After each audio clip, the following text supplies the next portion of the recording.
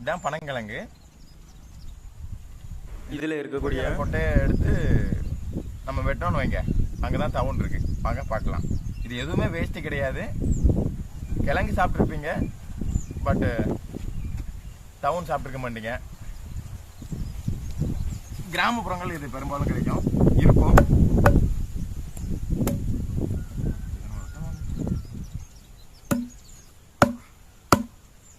பையன் நல்லா வெட்டுவாப்புல. இது சாப்பிட்டு பார்த்து டேஸ்ட் வரட்டுமா?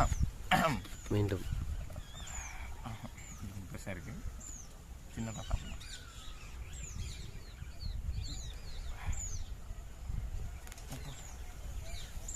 இது சொல்லுங்க. இந்த டேஸ்ட் சாப்பிட்டு எப்படி இருக்கு நீங்க சொல்லுங்க.